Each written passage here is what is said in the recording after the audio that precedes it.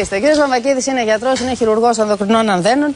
Θα μας μιλήσει για το θηροειδή ή θηρεοειδή. Δεν ξέρω, νομίζω ότι είναι σωστές και οι δύο λέξεις μου έχουν πει οι συνάδελφοί σας. Είναι λάθος? Όχι, δεν είναι λάθος, αλλά η επικρατούσα ονομασία είναι ο θηρεοειδής αδένας. Λοιπόν, ανομαλίες θηρεοειδούς και πότε ενδείκνυται η. Ακριβώς. Πότε πρέπει να βγάλουμε ένα θηρεοειδή αδένα.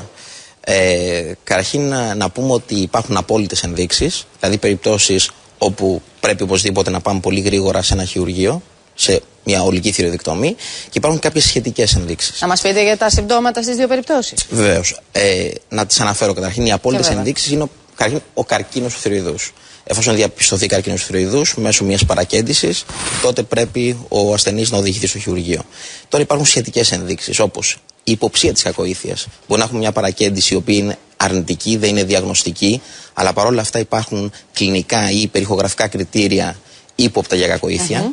Παράδειγμα, αποτιτανώσεις στον εν λόγω όζο, ασαφιόρια, αυξημένη εσωτερική αγκίωση. Αυτά τα δεδομένα μας κατευθύνουν περισσότερο στην υποψία της κακοήθειας και στην αφαίρεση του θηροειδούς. Να πω σε αυτό το σημείο ότι ο αρμόδιος γιατρός είναι ο ενδοκρινολόγος, ο οποίος πρέπει να οδηγήσει τελικά τον ασθενή στην χειρουργική επέμβαση ή όχι. Θα το αποφασίσει αυτός βάσει των κριτηρίων που είπαμε.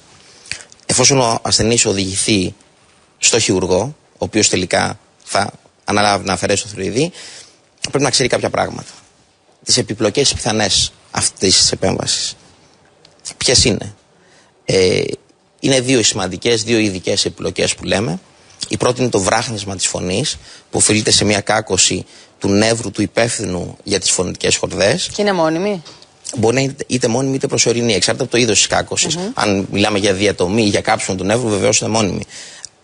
Αν υπάρχει λόγω έλξης ένα προσωρινό είδημα στο νεύρο, αυτό κατά πάσα πιθανότητα μετά από μερικές εβδομάδες θα υποχωρήσει και η λειτουργικότητα θα επανέλθει. Και η δεύτερη επιπλοκή?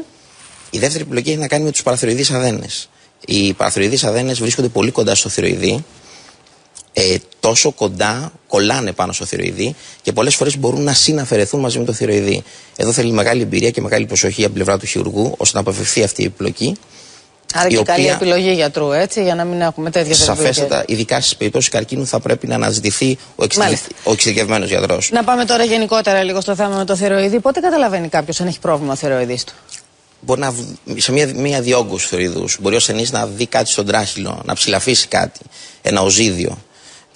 Ή μπορεί σε τυχαίο έλεγχο, σε τρίπλεξη καροτίδων, σε τυχαίο υπερηγογραφικό έλεγχο, να βρεθούν οι όζοι. Έχει κάποια άλλα συμπτώματα? Μπορεί να έχει ένα βράχνισμα της φωνής, αποπίεση στο νεύρο που είπαμε προηγουμένως, που νευρώνει τους μυς που κινούν τις φωνικές χορδές. Μπορεί να αισθάνεται μια δυσκαταποσία σε πολύ μεγάλους όζους όμως που πιέζουν και προς την πλευρά πίσω του ισοφάγου. Συνήθως δεν είναι θορυβόδη τα συμπτώματα. Και αν το αφήσουμε και δεν το κοιτάξουμε από την πρώτη στιγμή, πώς μπορεί να εξελιχθεί αυτό? Κανείς δεν μπορεί να το πει με ακρίβεια. Μπορεί να εξελιχθεί και πάρα πολύ άσχημα, μπορεί να εξελιχθεί όμως και ομαλά. Να έχει αργή εξέλιξη δηλαδή, έτσι. Ναι. Αμέσως μετά την εκτομή του? Μετά την εκτομή του αδένα εννοείται. Δεν υπάρχει κανένα πρόβλημα για τον ασθενή. Ο ασθενής μπορεί να επανέλθει στη φυσιολογική του δραστηριότητα μέσα σε μία μέρα. Μπορεί να τρώει, να πίνει κανονικά λίγες ώρες μετά το χειρουργείο. Οπότε δεν υπάρχει κάποιο ιδιαίτερο πρόβλημα. Και δεν θα έχει ξανά τέτοιου είδους πρόβλημα στη ζωή του? Υπάρχει φόβος? Υπάρχει φόβος υποτροπής. Υπάρχει δυστυχώς. Εξαρτάται από το αρχικό στάδιο του καρκίνου. Το οποίο μπορεί να εμφανιστεί σε ένα 30% των περιπτώσεων, μπορεί να μας ξαναποσχολήσει το θέμα. Είναι υπόθεση όλων των ηλικιών?